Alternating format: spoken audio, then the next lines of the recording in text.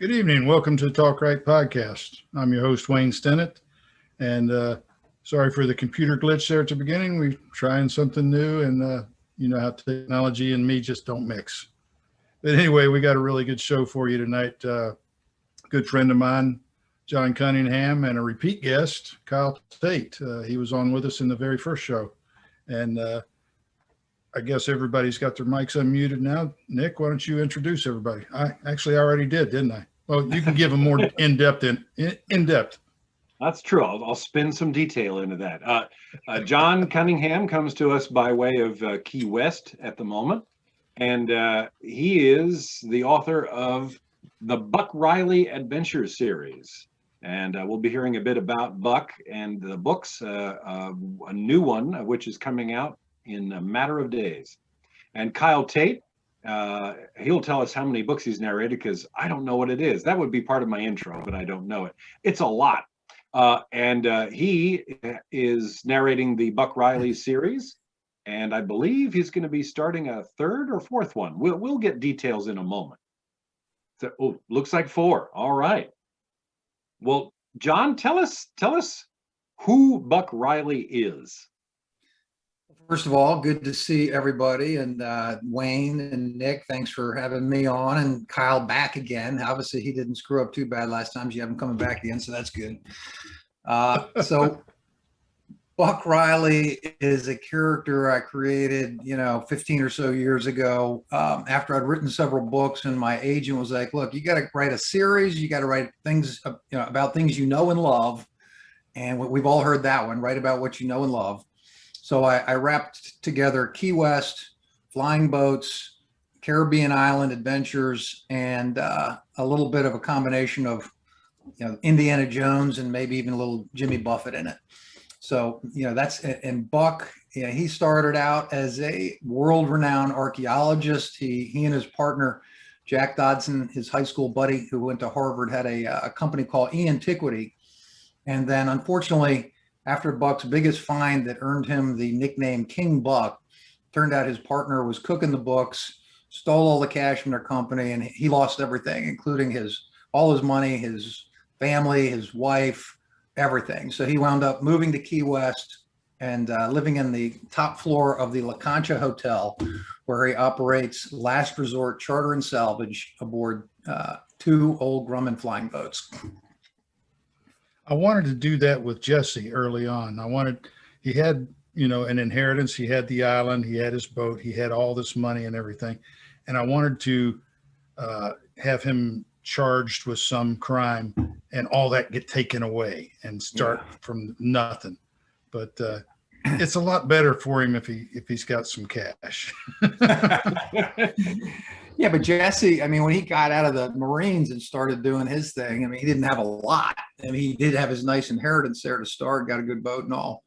But yeah, it's the same concept where you want him to be an everyman character that people can relate to. So that's kind of my goal for Buck. He's made it, he's lost it, he's made it, he's lost it. It's, I have all my books have colors in the title to pay homage to John D. McDonald and the Travis McGee series, because that's really, that was another great motivator early on.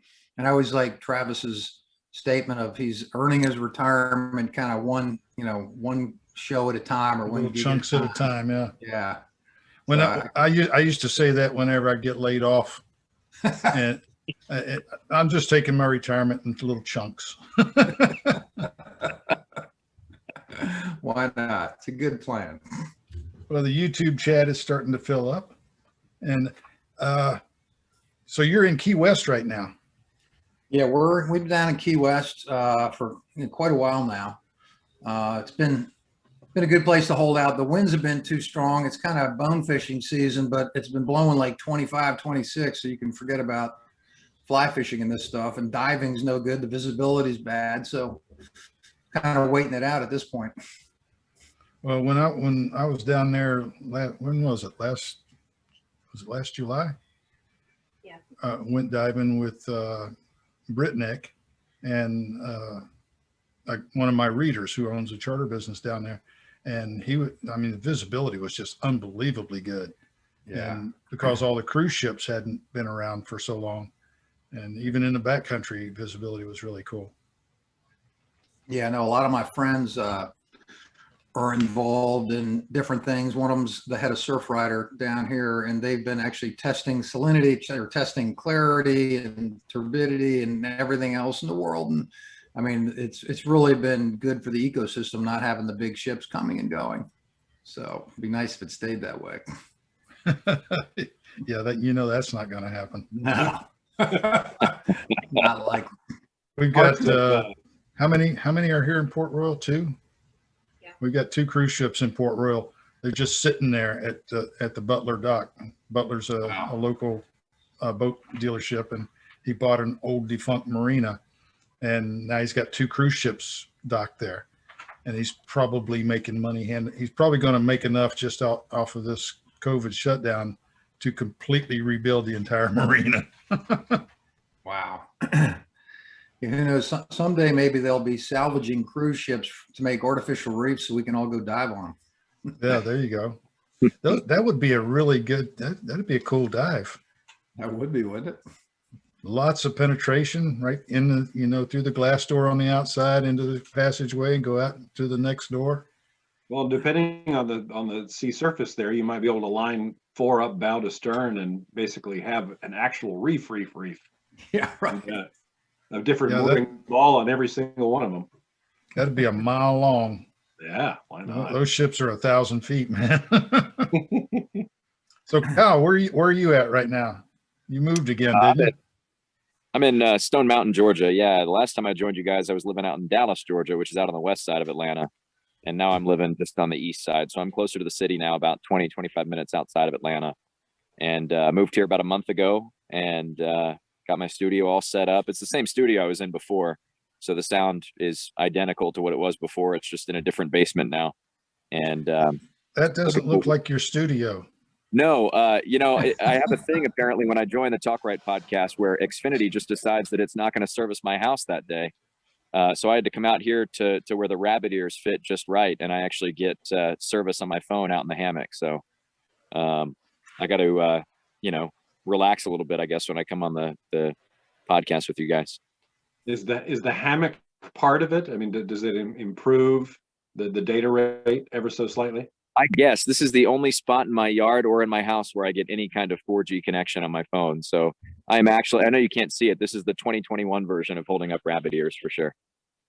Now, where you are, did you have any effect from the tornadoes that came through?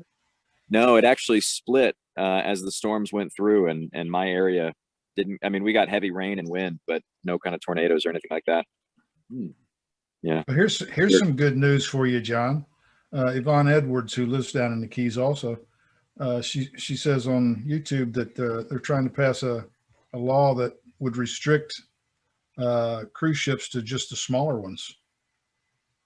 And no, that was actually on the docket last November. There were three choices. One, no cruise ships at all, only safer, cleaner cruise ships, or ones with less than like 1,500 people. And all 3 passed. So it's kind of like confusing as to what would happen. But, it was like an 80% vote by the citizens. But now, big business has gotten a hold of that. And of course, the lobbyists have gotten a hold of the state politicians.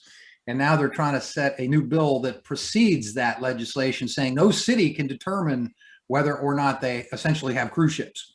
So they're trying to overturn it right now, which of course has the people of Key West pretty upset, but seems inevitable, sadly. Yeah, I mean, the thing is, tourism is what drives the Keys, all of Florida for that matter. And without the tourism dollars, I mean, all those shops and all the bars and everything just wouldn't have any money coming in to support it. No.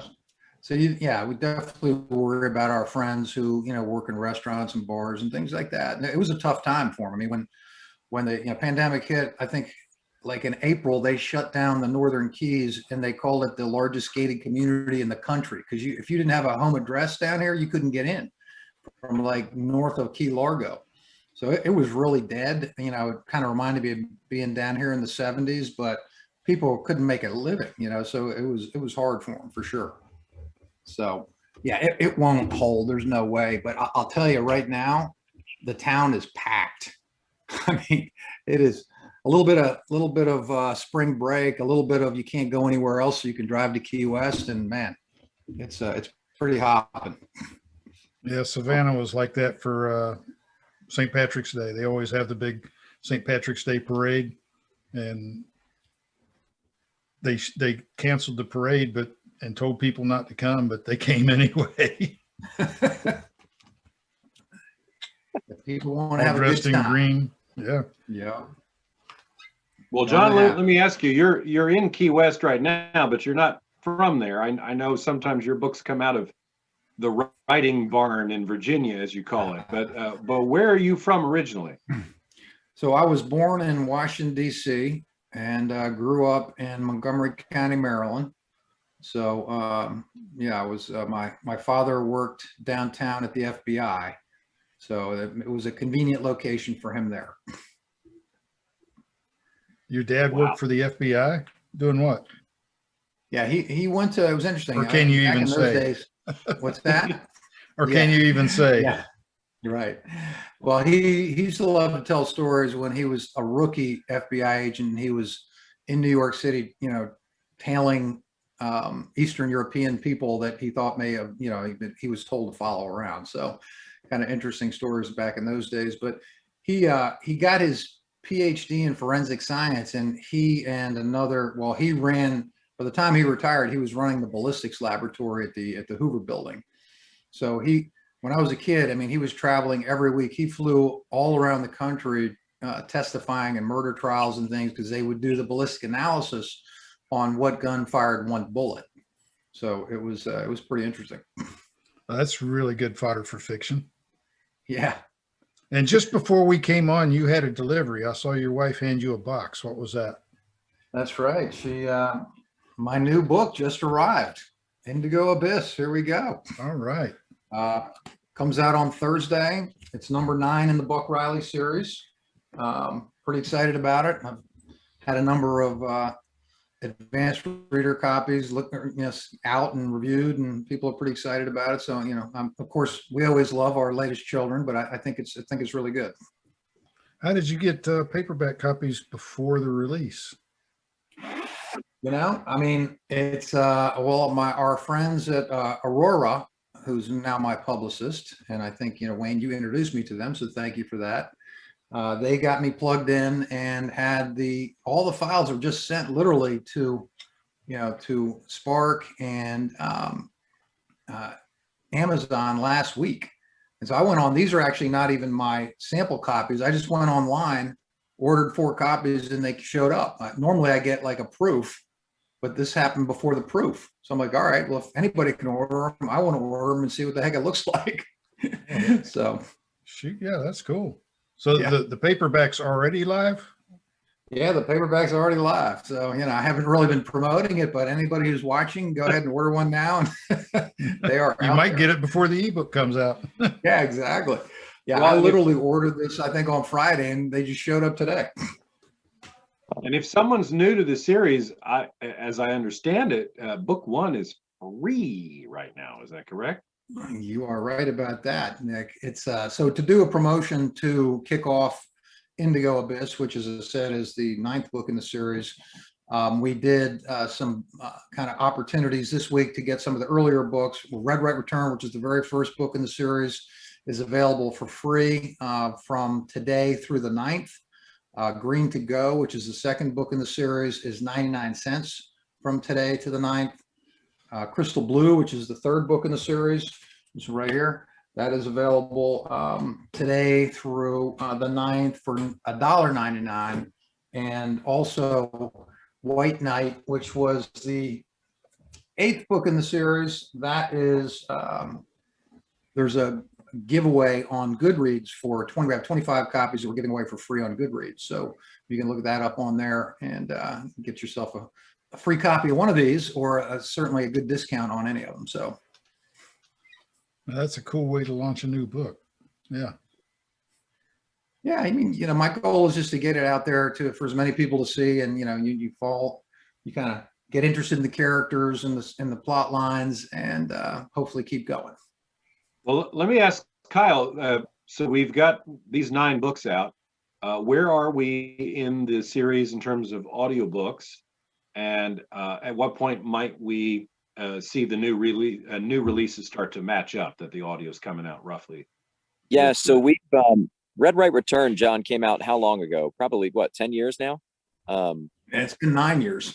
Yeah. 9 years. Yeah. And so we only just started the audio probably in the fall, late last year. So we're through book 3 right now, Crystal Blue. That one just came out maybe a month and a half ago.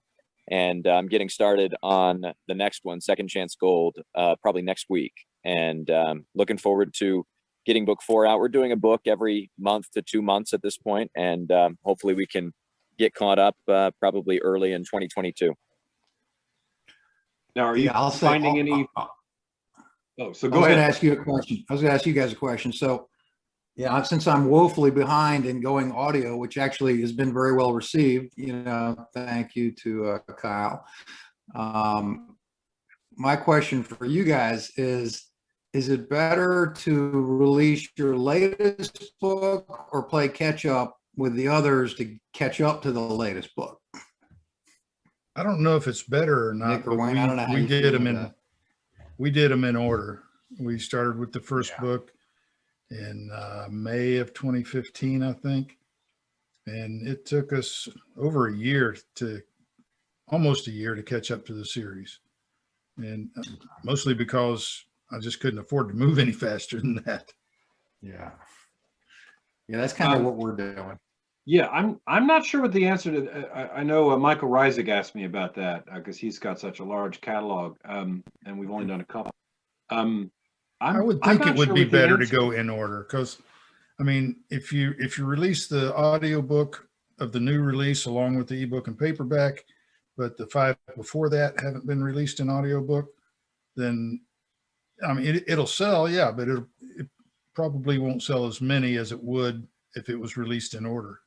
Yeah, right. Okay, That's true. Yeah, I agree with what Wayne is saying. I think that, audio listeners, if they see that book 8 is out in a series already, they're going to be looking for books 1 through 7, even if they do stand alone to some extent. They're going to look and see, well, why haven't they gone back and released the first one? So they want to follow Buck Reilly from the very beginning, not pick up in book 8. And, if you only have the later books in the series out, then, they're going to go and pick up another series that they can start from the very beginning. And plus, audio is such a niche market too, that you're reaching a whole new brand of listener that didn't read the paperbacks necessarily, and so they want to start the series from book 1. Mm-hmm. yeah. There's also some advantage to when you do book bubs, you're tending to target your early books, and you can get quite a few sales of people who will pick up book 1 at free or $1, and then if it's whisper synced, they'll then grab the audio on top of that for a fraction of what it would cost at the full price. Almost every time I've done a book bub, I've seen a big spike in sales of the same book. Listeners have gotten to the point where they know this, and if they see a book in BookBub, they immediately go to that page on Amazon. They see that it is whisper synced. They download the ebook just to get the audiobook. They could care less about the ebook, and just to get that audiobook for, what is it, $4.99, $5.99? I think I'm going to say it's $7.50 when it's a $7.50 $20 now? book. Yeah, That's so still a pretty you'll end steep up discount. making more than you would if they used a credit. Well, that makes sense. Okay. That's a good deal. So Kyle, no pressure on you, brother, but I got an email from a woman this weekend. She says, my husband read all your paper books. He loved them. I'm now listening to the audio books. And when's the next one come out? I'm dying for the next one. I know. Like, well, we got to talk to my narrator. Right. Every series author goes through that, where, it seems like the listeners are the ones putting the most pressure on me. So tell her I'm getting to it as soon as I can. We'll get book 4 out. I'll be on it next week. But, John, book 4, I've been waking up in cold sweats thinking about the accent that you made primary in this, because for some reason, the French accent is just my Achilles heel. And there's a lot of it in book 4. So I have I've prepped it, and I am very much looking forward to the challenge. Let's put it that way. Who was the French character? Well, it's Oh. actually, it takes place on St. Bart's. So Yeah. like, there's a lot of French characters. Yeah. Yeah.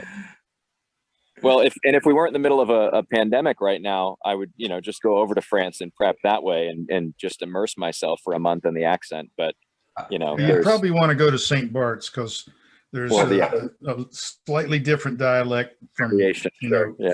France French versus St. Bart's French. Right. Set up a research trip though. I'm happy to do that. That's a good idea. I'll meet you down there. Now, John, do you have any other wonderful accent awaiting Kyle in the other books between and the ninth? Well, he's already done a pretty amazing job with a number of my characters from either Key West or the US or British Virgin Islands, because you have a lot of interesting characters in the books there with island patois, British, accents, etc. Some from maybe the Dominican Republic and places like that, or even Panama. I think we had some from Panama in Green. So I'm keeping Kyle on his toes. He's having to go international here, but nothing he's not used to. Yeah, Green to Go, a lot of it took place in Cuba too. And I think we talked about this the last time I was on Talk Right with you guys. But my background before I got into audiobooks was in baseball, and in minor league baseball, there are a lot of Latin American players. And so the difference between, the Panamanian accent and the Cuban accent, and this is something that I was immersed in for 6 years working in minor league baseball, because there is a very heavy Latin American influence in baseball clubhouses. So when I started reading these books for John, it was right up my alley, but there aren't a whole lot of French players in minor league baseball. And so we're getting outside of my background here. Well, speaking of backgrounds, I'm curious, John, are you a pilot? Because if anyone knows these Buck Reilly books, these marvelous flying boats figure very heavily into it. And you seem to know what you're talking about when you write about these flying boats. Yeah, well, the flying boats, I mean, they're characters. I mean, the first plane Buck had was a 1946, Widgeon, which was actually, in fiction anyway, Jimmy Buffett's old plane that he crashed off of Nantucket. And he calls that plane Betty after his mother. And that there's a lot about that in the first book. He gets another book in Cuba, as Kyle pointed out, or another plane in Cuba in the second book in Green to Go. And he calls it the Beast, but his partner and aviation mechanic calls it the Beauty, because he thought he did such an amazing job with the restoration. They have this kind of ongoing battle of the Beast. But to your question, Nick, yeah, I was a pilot. God, it's been 20 years since I've flown though. And it was funny, my wife's grandfather was a pilot for Pan Am Air Bridge in the 1930s, flying from Key West down to South America on old Sikorsky's amazing planes. And he came to visit us when my kids were 2 and 3. And he's like, I was flying then. These kids would really like to have you around for the long term. Wow, I'm not sure what you think about my flying abilities here, but he put that kind of bug in my ear. And my wife's like, yeah, you can't fly anymore till the kids get older. I'm like, crud, okay, well, I guess I got to write about it now. So, I do plan to get back to it. And I would like to have either a seaplane or an amphibian, but so I keep up with it through my writing. Just getting the Beast out of Cuba, that was a major undertaking. Totally different engines. It was crazy. Yeah, that was people who, hardcore aviation people. That was impossible. I'm like, okay, it's fiction. Yeah, I've got to explain that to some readers sometimes. It's called, adventure, and you're living minute to minute trying to make this work. So yeah, that was a fun book. A number of people tell me that's one of their favorites. Actually, that was a good story. Yeah, add me to that list. It was my favorite so far in the first 3 that I've done. I love that book. It was such a pleasure to narrate. Well, you did a great job. Well, Wayne, do we have any questions from our YouTube folks? Oh, I hadn't even looked over there for a while. They've probably been just chatting away and calling me all kinds of names. Let's see. Mostly talking about cruise ships in Key West. All right.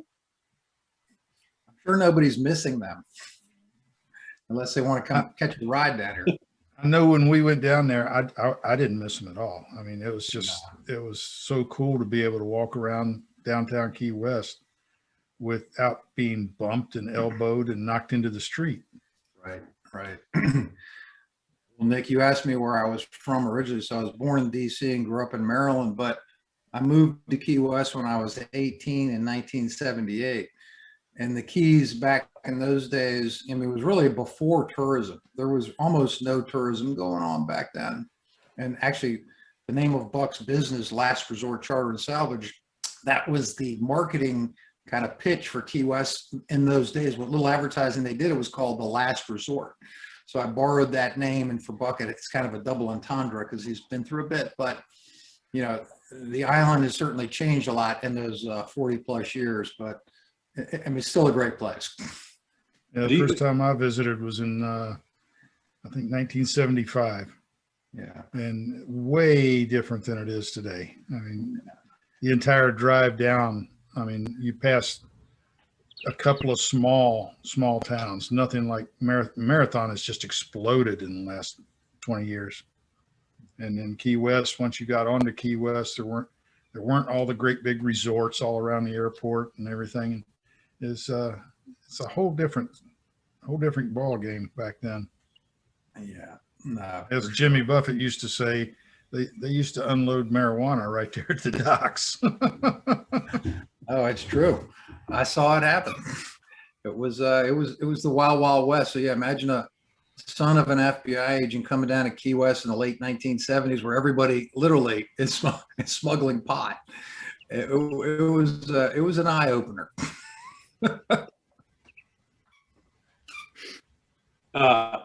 Have you ever talked with Michael Reisig about time in the Keys? Because I think he was there for big chunks in the 70s. Yeah, we've compared some notes. We have some similar friends and experiences from back in those days. He's a good man. I like Michael. I enjoy his series. Yeah, I love the Road to Key West series. Yeah. He and I both have a character named Rufus in our books. And I think I've talked about this before. And that was purely by accident. When right after I released Fallen Palm, maybe 2 weeks later, I got an email from Michael Reisig, and the subject line said, "Your new book." And I just sat there and I stared at I didn't open it. I just stared at. I thought, oh my God, because by then I'd read his book. And when I got to the part about Rufus, I was like, oh, geez, how did this happen? And I mean, a Jamaican guy named Rufus, what are the odds? Yeah. And he just chalked it up to, we both lived in the Keys about the same time and probably bumped elbows in a bar, and the bartender's name was Rufus. Yeah. Neither one of us can explain it, but it was a really cool situation. But I thought he was going to sue me. Well, John, I had the pleasure to read Indigo Abyss, just marvelous. And there were wonderfully detailed historical accounts that I'm not going to spoil anything, but it ties into a bit of the treasure hunt. And you did such a good job of folding in very detailed research without overdoing it, without making it about that. But it was clear that I almost wondered if you had gone to France and that character that he talks with in France was someone you talked to, and while you were looking at microfiche. But what is it like for you to have to research these details, and how much of it was fictional? Yeah, well, I mean, I'm sure a lot of your guests talk, I mean, and you guys as well know how fun research can be. I mean, that's a big part of what we do, and it's all about accuracy and telling a story. But at the same time, for me anyway, I like my series again because Buck was known as King Buck. He was like a world-class archaeologist, and as I said, like Indiana Jones was an early kind of motivation for that, and I love those movies when I was younger. So, I love to teach a little history in the midst of an adventure, so it doesn't seem like anybody's being taught or you're getting something forced down your throat that you're not interested in. So part of the art of that is doing things in a way that make it still compelling. So actually, there was quite a bit of history in this book because it's without giving too much away. They're searching for what's called the Queen's Dowry that was on one of the 1715 galleons that sank in a hurricane. So I can't wait to read this. there were 11 ships that sank well, 12 set sail from Havana on July 24th, 1715. And only one made it back to Europe, and that was the Griffin that made it back to Brest, France.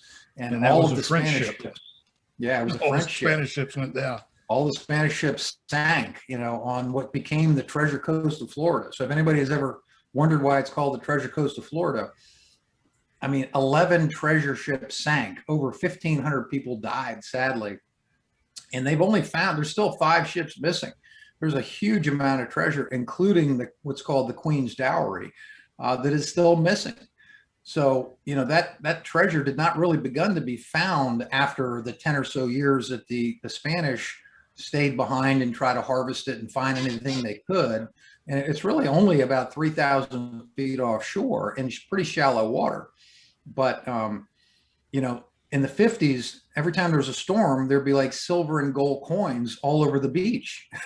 There's a guy named Kip Wagner who's like, I think I'm going to investigate this a little bit. So he started diving, and then actually Mel Fisher, who many people may have heard of, he discovered the Atocha, which was considered to be the largest or the most, valuable Spanish galleon ever found. That sank in 1622. But his first stop was in the Treasure Coast searching. He'd met up with Kip Wagner and started searching, and they started a company called 1715 Queen's Jewels. And they searched for years and found millions of dollars worth of treasure, but there's still so much there. And as I said, the Queen's Dowry, which is kind of fascinating, and not to get too deep into the history, and believe me, it's probably much more interesting to read about than me talk about, but King Philip was the king of Spain, and he was from France. But he had to change his hair, he had to change his nationality to Spanish to become king. And he married a new woman. His wife had passed away. His new wife wanted the most fancy jewels known to man. So he had to get the Queen's jewels for her. And he sent all these ships to South America to get it for him. And unfortunately, it never made it home. And nobody's found the Queen's Dowry yet. So that's what he did that not once, but 3 times. Yeah. During the Spanish Inquisition. And each time she would ask for even more and more. And the last one, the 1715 fleet. I mean, I grew up right in that area, and just walking along the beach, and people would find gold coins and silver bars and stuff. It was crazy. Yeah. But, the history behind it. Yeah. The history behind it, it's so fascinating. And when you get to the human element of it, why King Philip wanted, this dowry for his wife, and why she demanded all this. And they had to bring, pearls from the Orient and carry them across Panama and put them back on another ship and ship them to Cuba. And just the incredible wealth that went down in those 12 ships or 11 ships. Well, it's funny, the Griffin, which again, it was a French ship, and they were forced to sail with the Spanish. They didn't want to, but they were sent there. They were sent to Veracruz, Mexico, after they had been released after being prisoner of war, essentially, from the British. The captain, the French captain, was immediately sent to Mexico to pick up 48,000 piatras, which are basically pieces of eight. which, you know, it was interesting to think about, and that was like a rounding error on this treasure. So I did the math based on what a piece of 8 sells for today at Mel Fisher's museum, and that alone was worth $150 million. And literally that was a rounding error based on everything else that went down on that fleet. So yeah, pretty crazy stuff. So anyway, I mean, it is sort of fascinating to me, and I think a lot of people in the art of writing is, you know, putting it together in a compelling story but you learn a little bit along the way, and you know, everything that goes with it. So that to me is a lot of fun. So I do enjoy the archaeological aspects of, you know, of what we do. You know, John, and talking about all this and the history and everything, that stood out to me in your books. And there was a nonfiction that I narrated probably a year and a half ago, maybe 2 years ago, called War at Sea. And it's very similar to what you're talking about. It went through like the history of warships and treasure ships and sites that had been found. It was written by an archaeological diver, and going through all this was incredible, going back to the earliest days of warships. And just reading your books reminds me of that, because they really do have that nonfiction element to them that makes it a lot more believable. So having done that before I started your series and then dove into yours, it made it really enjoyable for me on the narration side. That's cool. Yeah. Yeah, it's funny, when I lived down here in the Keys in the 70s and Mel Fisher was still searching for the Atocha at that time, one of my many jobs was a bag boy at Winn-Dixie. And I'll never forget, one day these 3 guys show up with 9 grocery carts full of, you know, food. And I'm like, wow, you guys are having some party. And they're like, no, we're divers from Mel Fisher, and we're looking for the Spanish galleon, the Atocha. And I was like an 18-year-old kid, and I wanted to say, can I go dive with you? Because one of the reasons I came here was to dive, and I didn't do it. So when I turned 30, I mean, they found it like 6 years later. It took a long time. It was quite a toll on the Fisher family. But when I turned 30, I bought myself a piece of 8, you know, as a necklace to wear to remind myself, you got to go for it. Don't hold back. You know, if there's something you want to do, you got to make it happen. Yeah. Tom Tukes asks on YouTube about your release strategy, having the first one free and the second one 99, third one $199, so on. Have you noticed any kind of effect that's had on the pre-orders? Yeah, it's definitely jumped up. You know, one of my challenges is I only write a book a year. I mean, I'm always amazed by you, Wayne, and you know, Nick and others. I mean, you guys write multiple books a year. Wayne's finishing like 3 books at once right now, which would blow my mind. But I do 1 a year. So that gap in time, I mean, I have a lot of loyal readers, but you know, they move on, they forget about it. So when you get started again and launch a new book, you got to get that traction back. So doing that promotion has definitely driven the numbers, you know, in a much more beneficial area for people looking at it. And that's really the reason for it. You know, I want to get people engaged with the series and then kind of see the latest book, and kind of hopefully, you know, if they haven't read, you know, all 8 or 9, they'll pick up the first one for free and get interested in the next one's a discount. The one after that's a discount, and then just keep going. Well, you still got that day job. You still got that day job in Manhattan though. So that's got to eat up a lot of your time. Yeah. Unfortunately, I don't write full time. When do you plan to retire from real estate? You know, we'll see. I mean, it's been a crazy year to say the least. Manhattan is not doing particularly well these days, and commercial real estate is not doing well. The company I work for and actually run the New York region, is actually doing very well, because we do laboratory facilities, and there's a big demand on, you know, life science laboratory facilities. So I truly love that as well. So for me, it's all about creating a balance of, you know, 2 things I love, you know, and that's, you know, working on those types of facilities and creating amazing locations where, I mean, I know the Pfizer vaccine and things like that, some of that was created in some of our portfolio. So, as well as a number of the other ones. So that is rich in rewards and you know, and how you feel about what's going on. But for me, writing, it's like, you know, I tell people all the time, look, I don't play golf. I don't do this or that. I mean, all the free time I have, I'm writing, because I love to do it. Or fishing or scuba diving. I squeeze in a little bit of that. I spend more time writing than fishing or scuba diving. Oh, almost definitely. Well, Kyle, let me ask you. I always ask this of the narrators. In the ones you've read so far, do you have a favorite character? One that every time they showed up, you're like, oh, goody, time to sink the teeth in. Doesn't have to be one of the main characters. It could be ancillary. Yeah, Lenny Jackson. Easy question. Lenny Jackson is my favorite character in the series. He was described by John in the first book as kind of an Eddie Murphy type character.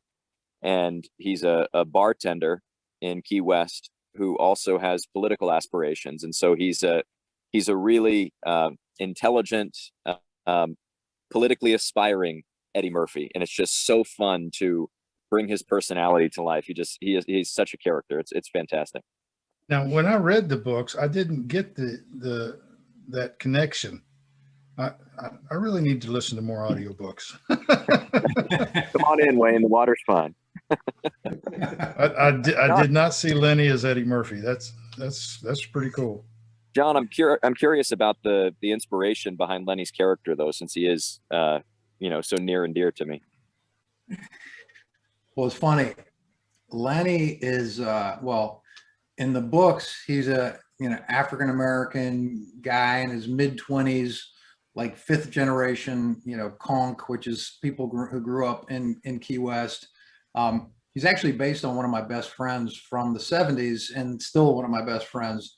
His name's Everett. I won't say his last name. He's not an African American, but he's one of the funniest guys you ever met in your life.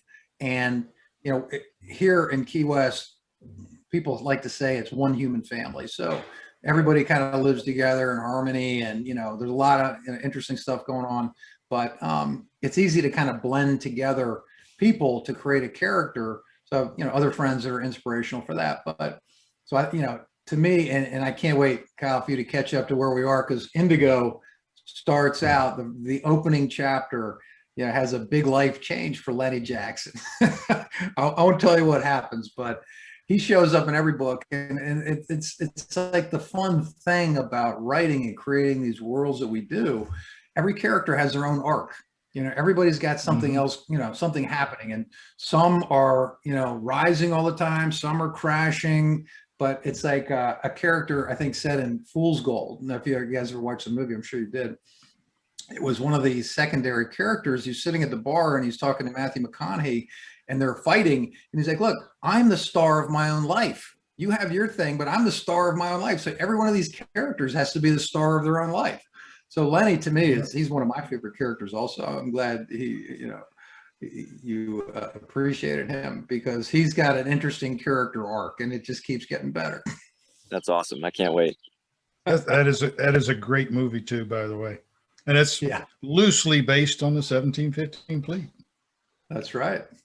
Another motivation. Yeah. Yeah, for sure. And Jay Hebner on YouTube says that his recent book, no, I think it's the first book, isn't it, Jay? Murder at Indian River. It's also connected to the Queen's Jewels. Mm. Hey, if I can jump in, John, you and I had talked about a possible audiobook project coming up here soon in the next couple of months too. The Last Raft, which doesn't have to do with the Buck Reilly series, but you just re-released the book. And I want to know more about kind of how that came about. And, it's a project that was dear to you for a number of years. And it finally just got released, 6 months ago? That's right. Thanks for asking about that. So yeah, that's the 10th book I've written or published anyway. And that it's actually kind of a historical alternative ending novel. It takes place in 2000, and it's about essentially trying to end the embargo against Cuba. And it's not really an action adventure. It's not Buck Reilly. It's a combination of political story and 5 people leaving Cuba on a raft after a 50,000 person exodus, after a couple of U.S. senators went down and double-crossed Castro, because Castro was still the president and alive at that point, and created this massive type boat lift. And it's a recognition of the challenges of the kind of dynamics between the United States and Cuba, and really the suffering the Cuban people have had for so long, and the sadness that I think a lot of Cuban Americans have who lost so much to the revolution. It's this long, almost 60-year history of just really sad history, basically, of what has happened. So it kind of postulates, not quite a Quentin Tarantino alternative ending, because it's not wild and crazy like that. Maybe that would have been maybe even more fun. But for me, it was fascinating. I went down there for the first time at that time in 2000. It was I went down there right before 9/11 happened, when I was doing research for this book, which, that research has been able to transcend into multiple other books. But I learned so much about the Cuban people and the history, and, and what the embargo is all about and things like that. And it's kind of a sad thing that most people don't think about, because Cuba is like a black hole in the Caribbean. I mean, we can't go there. We can't spend money there. Those people, 11 million people live on that island and have suffered a lot, really, in the last, 50, 60 years. And, through the tyranny of the leadership of their nation more than anything. So it was kind of a passion project that I wrote. I literally wrote 20 years ago. And then I was my agent at that time was marketing it. And then Castro arrested like 150 quote unquote dissidents, put them in jail for no reason. And 9/11 happened, et cetera, et cetera. All these things happened where it didn't make any sense to be putting out a book about ending an embargo for what many people would think of as a terrorist state. So, right. It may not have been frankly a good idea to put it out right before a presidential election either, because, the president of this, is in there. He's actually fighting with his own party. I won't tell you what party it is. It's totally non-political. The parties are, interchangeable, because frankly, nobody has ever changed the deal against Cuba. A little bit of movement here, and then it goes back. A little movement here, then it goes back. So, the point of that book is to talk a little bit about the plight of the Cuban people, the aspiration of, I think, some, true politicians who want to make a change and open up, opportunities and markets and change the future. I mean, it's 60 years is a long time to have an embargo against a country. There's no other example of us having an embargo against a country like that. So yeah, you can tell it's kind of a passion project for me, and we'll get you to read that one. It's a good book. I hope we can get to it, because hope we can get to it soon, because I mentioned I worked in minor league baseball, and there are a lot of Cuban players who have defected from Cuba, and hearing their stories of sneaking out of the country in the middle of the night and having these late night boat rides just to get away and defect to the Dominican Republic so that they can then come to the United States to play baseball. We had a hitting coach named Barbaro Garbe. He used to play for the Detroit Tigers back in the early 80s.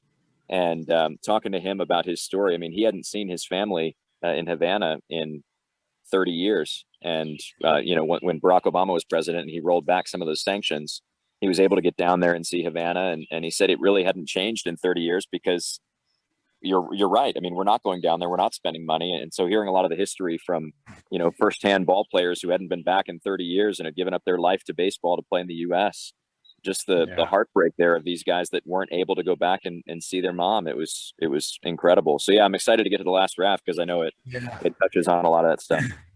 Yeah, I remember the Balsero boat lift back in, what was it, 80, 88, 89, somewhere? Yeah. 89, 90, early 90s, I think. But so many rafts and boats came ashore on the Treasure Coast, way up in Melbourne. Yeah. And I remember driving down A1A one time, and I stopped to take a break, and I was working in HVAC at the time, and walked down to the beach, and there's this Cuban boat just sitting there on the beach. And I went down and checked it out, and it had an engine in it. It was an old Russian Lada engine. And then I looked south, and I could see a whole bunch more all down the beach. And I just got back in my truck, drove a little ways, and was checking. I went and checked all of them out, and some of them were painted by the Coast Guard that they'd been found, and some of them weren't. And just the number of people that took a leap of faith like that to get on a boat and cross 90 miles of open ocean in the Gulf Stream, and a lot of them didn't make it. Yeah. And it's just really sad. Yeah, and that's kind of like, again, as I said, there's multiple points of view in this story, and 5 people start on the raft. I'll tell you, not all 5 make it, and you kind of, they come from different backgrounds.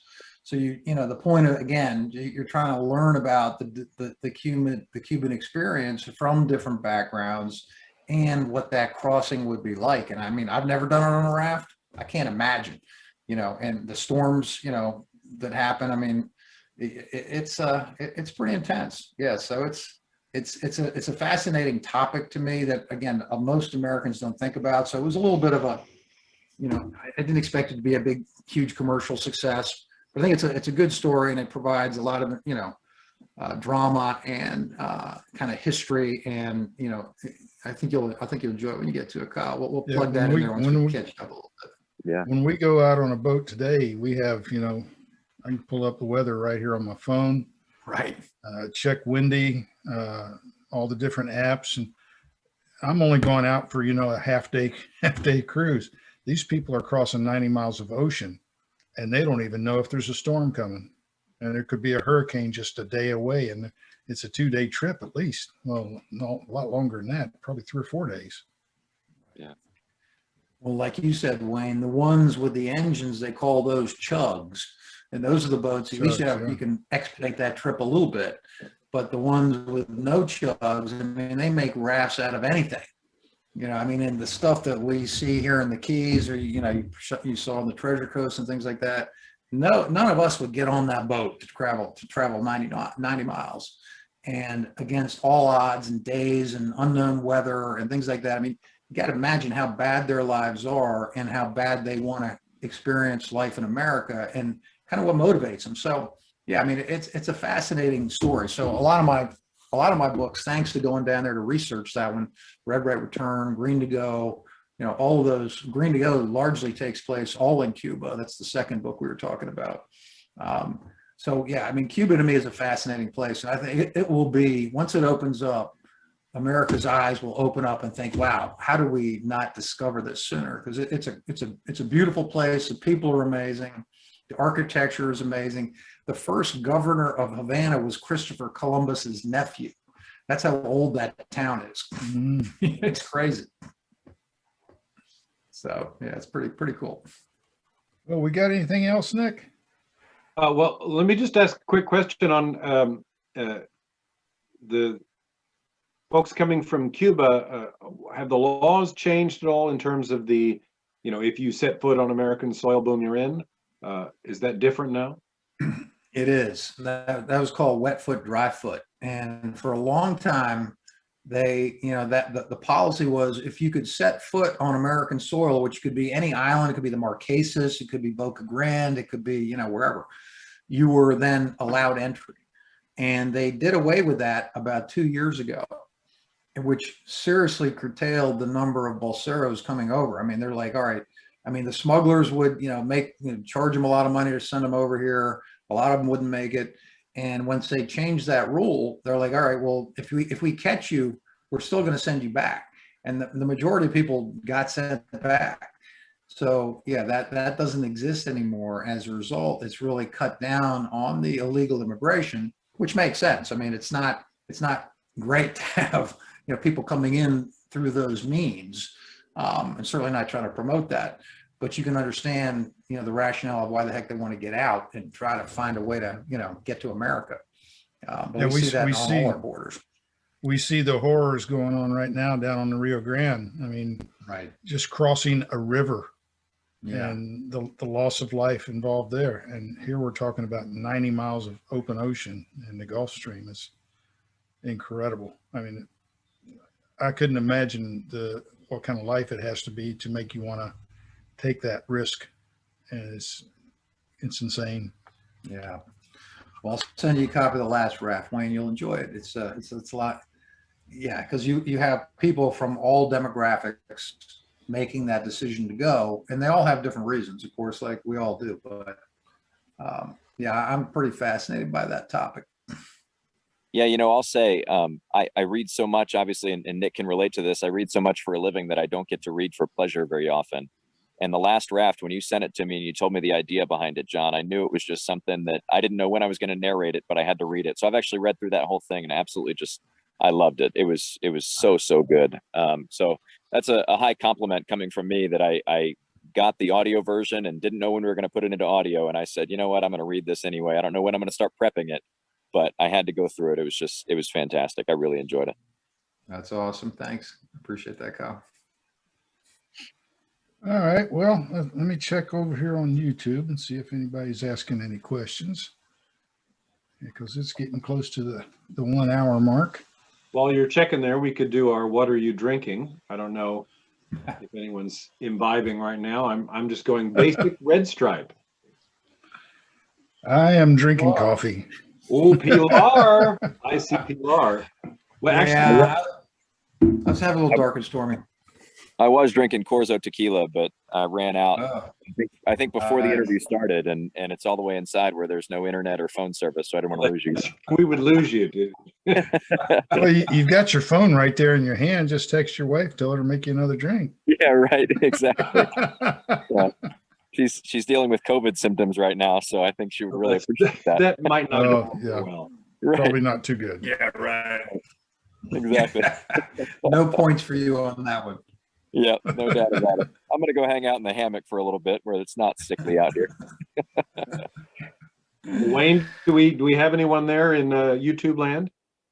There's a few people, but nobody's talking very much. All right.